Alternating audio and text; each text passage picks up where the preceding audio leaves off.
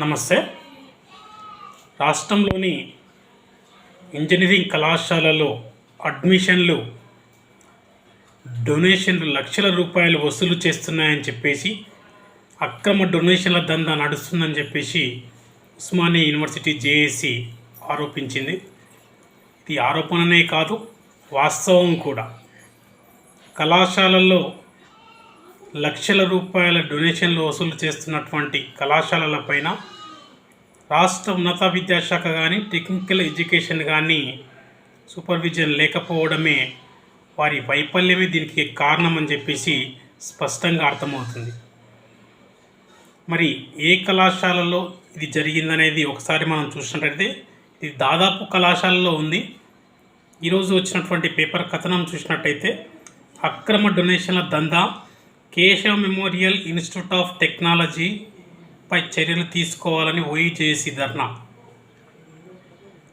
నగరంలోని ప్రముఖ ఇంజనీరింగ్ కళాశాలలో ఒకటైన Keshav memorial institute of technology యజమాన్య కోట సీట్ల భర్తీలో అక్రమంగా భారీ మొత్తంలో డొనేషన్లు వసూలు చేస్తుందని ఆరోపిస్తూ Osmania university joint action committee OUJAC తీవ్ర నిరసన వ్యక్తం చేసింది. ఓయూజేఏసీ అధ్యక్షుడు బైరు నాగరాజు గౌడ్ ఆధ్వర్యంలో కళాశాల యాజమాన్యంపై తక్షణమే చర్యలు తీసుకోవాలని డిమాండ్ చేస్తూ ధర్నా నిర్వహించారు. ఈ సందర్భంగా బైరు నాగరాజు గౌడ్ మాట్లాడుతూ రాష్ట్రంలోని ఇంజనీరింగ్, ఫార్మసీ కళాశాలలో ప్రభుత్వ నిబంధనల ప్రకారం 70% సీట్లు కన్వీనర్ కోట ద్వారా, 30% సీట్లు యాజమాన్య కోట ద్వారా భర్తీ చేయాలని స్పష్టం చేశారు. కన్వీనర్ కోట సీట్లకు ఎంసెట్ ర్యాంకుల ఆధారంగా ప్రభుత్వమే పారదర్శకంగా కేటాయిస్తుండగా బి కేటగిరీ సీట్లను భర్తీలో కళాశాల యాజమాన్యాలు నిబంధనలకు గాలికి వదిలేశాయని ఆయన ఆరోపించారు. నిబంధనల ఉల్లంఘన విద్యా వ్యాపారం. ప్రభుత్వ మార్గదర్శకాల ప్రకారం బి కేటగిరీ సీట్లను ముందుగా జేఈఈ ర్యాంకర్లకు, ఆ తర్వాత ఎంసెట్ ర్యాంకర్లకు కేటాయించాలి.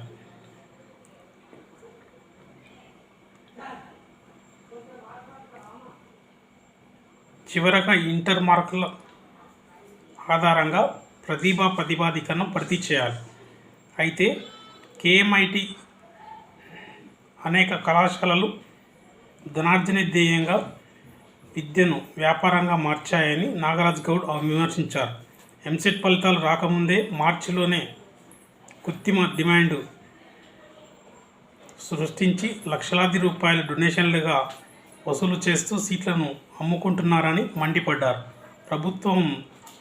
ప్రభుత్వాన్ని మభ్యపెట్టేందుకు కాగితాలపై ప్రకటనలు చేస్తూ తప్పుడు పత్రాలను సమర్పిస్తూ యాజమాన్య విద్యార్థుల భవిష్యత్తు చెలగాటమాడుతున్నాయి. ప్రతిభగల విద్యార్థులు తాము కోరుకున్న కళాశాలలో సీట్లు పొందలేకపోతున్నారు అని ఆయన ఆవేదన వ్యక్తం చేశారు. గతంలోనూ ఫిర్యాదులు తప్పించుకుంటున్న యాజమాన్యాలు.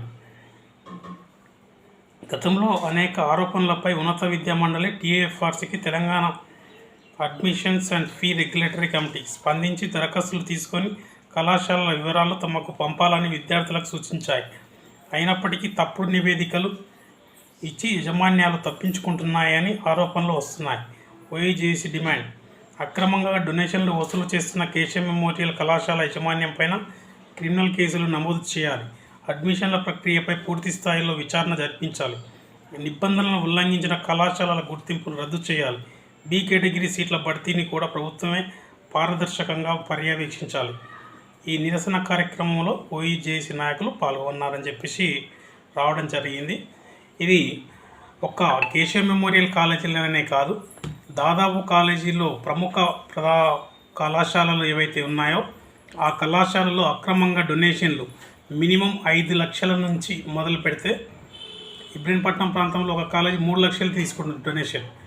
3 లక్షలు అంటే మినిమం 3 లక్షల నుంచి మొదలు పెడితే 30 లక్షల వరకు తీసుకున్నటువంటి డొనేషన్లు కాలేజీలు ఎన్నో ఉన్నాయి. మరి ఈ కాలేజీల పైన చర్య తీసుకోవాల్సినటువంటి బాధ్యత రాష్ట్ర ప్రభుత్వానికి ఉంది. రాష్ట్ర ప్రభుత్వం ఏమాత్రం పట్టించుకోకపోవడంతో ఇవాళ కాగితం పత్రం లేనటువంటి, రిసిప్ట్ లేనటువంటి డొనేషన్లు వసూలు చేస్తూ కళాశాలలు ఇష్టానుసారంగా వ్యవహరిస్తున్నాయని చెప్పేసి స్పష్టంగా మనకు అర్థమవుతుంది. ఈ అంశం పైన రాష్ట్ర ప్రభుత్వం మేనేజ్మెంట్ అడ్మిషన్లను పారదర్శకంగా ఆన్లైన్ కౌన్సిలింగ్ ద్వారానే భర్తీ చేయాలని చెప్పేసి తెలియజేస్తున్నాం. ఇది గతంలోనే రాష్ట్ర ప్రభుత్వం కూడా తెలియజేసింది. రాష్ట్ర ఉన్నత విద్యాశాఖ చైర్మన్ గారు వచ్చిన కొత్తలో కూడా వారు తెలియజేశారు, మేము ఖచ్చితంగా ఆన్లైన్లోనే భర్తీ చేస్తామని అన్నారు, పారదర్శకంగా చేస్తామని అన్నారు. కానీ దాన్ని చేయకపోవడం, జాప్యం చేయడంతో ఇవాళ కళాశాలల్లో డొనేషన్లు విచ్చలవిడిగా వసూలు చేస్తూ ఇష్టానుసారంగా చిన్న కళాశాలలలో అడ్మిషన్లు కాకుండా నిర్వీర్యం చేస్తున్నటువంటి సంస్థలపైన చర్యలు తీసుకోవాల్సినటువంటి అవసరం ఎంతైనా ఉందని చెప్పేసి తెలియజేస్తున్నాం.